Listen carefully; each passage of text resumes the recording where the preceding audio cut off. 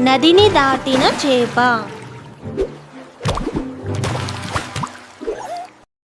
ఒక అందమైన నదిలో చిన్న చేప ఒకటి ఉండేది.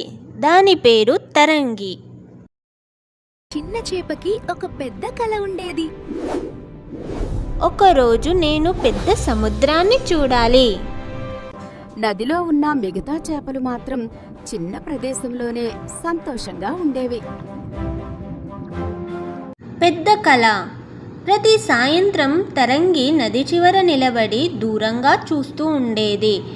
ఆ దూరంలో ఏముంటుందో అని ఆలోచించేది. ఒక వృద్ధ చేప దగ్గరకు వచ్చి చెప్పింది, ఆ దారిలో పెద్ద ప్రవాహాలు ఉంటాయి, ప్రమాదాలు ఉంటాయి. మనలాంటి చిన్న చేపలు అక్కడికి వెళ్ళవు. మిగతా చేపలు కూడా నవ్వుతూ, నువ్వు సముద్రం చేరతావా? అసాధ్యం. సందేహం. ఆ మాటలు విని తరంగి కొంచెం భయపడింది. నిజంగా నేను చెయ్యలేనేమో అని అనుకుంది.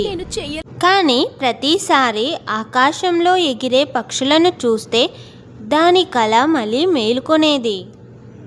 ఒక ఉదయం సూర్యోదయంతో చిన్న ఏంజల్ చేప తన ప్రయాణాన్ని మొదలుపెట్టింది. మొదట నీరు ప్రశాంతంగా ఉంది. అది ఆనందంగా ఈదుతూ ముందుకు వెళ్ళింది. కానీ కొంత దూరం వెళ్ళాక ప్రవాహం బలంగా మారింది. మొదటి కష్టం. నీటి వేగం పెరిగింది. చిన్న ఏంజల్ ఫిష్ వెనక్కి తోసిపడేసింది.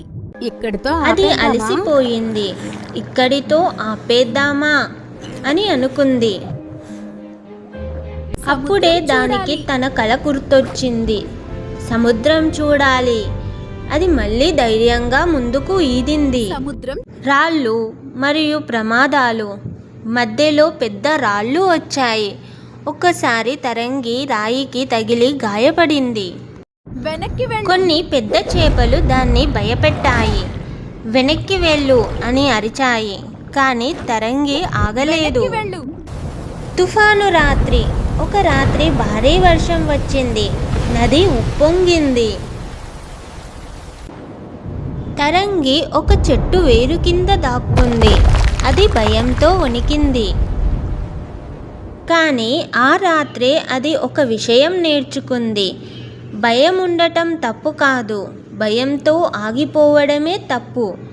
ఆశ్చర్యకరమైన క్షణం. కొన్ని రోజుల తరువాత నది నీరు నెమ్మదిగా మారింది. దూరంగా పెద్ద అలలు కనిపించాయి. నీటి వాసన కూడా భిన్నంగా అనిపించింది. తరంగి వేగంగా ముందుకు వెళ్ళింది. అకస్మాత్తుగా దాని ముందుకు అంతులేని పెద్ద సముద్రం కనిపించింది. కల నెరవేరిన రోజు. తరంగి ఆనందంతో ఎగిరింది. నేను సాధించాను అని సంతోషపడింది. చిన్న చేపకి అప్పుడే అర్థమైంది, కష్టాలు దాన్ని ఆపడానికి కాదు, బలంగా చేయడానికి వచ్చాయని. నీతి. పెద్ద కలలు కనడానికి భయపడకూడదు. ప్రయాణం కష్టమైన పట్టుదల ఉంటే గమ్యం చేరుకుంటాం.